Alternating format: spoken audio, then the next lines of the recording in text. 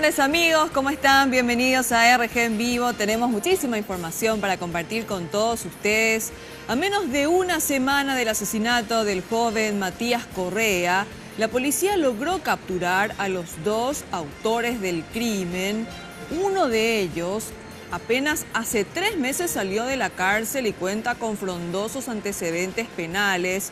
Él confesó que agarró un cuchillo y lo apuñaló en el corazón. Sin embargo, dijo estar arrepentido y pidió perdón a los familiares. Ambos delincuentes son exconvictos y con frondosos antecedentes penales por hurto y robo agravado.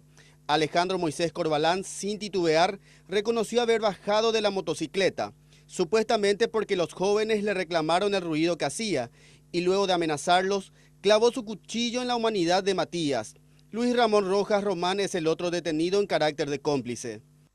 Estoy arrepentido y pido perdón porque no puedo más devolver a su hijo, al papá de él, pero pido perdón a su papá, a la justicia y a todo.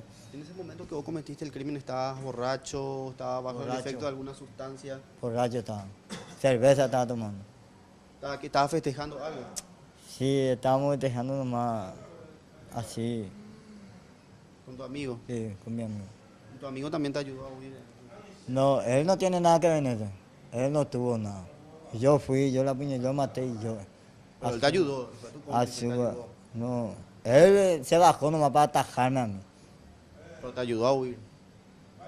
En ese sentido es cómplice. Yo no sé. Yo no sabía nada, yo me fui para comprar cerveza nomás y pasó lo que pasó.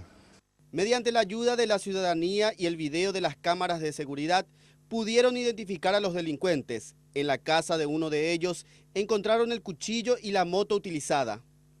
No pusieron resistencia. También nuestros profesionales son muy profesionales en ese caso.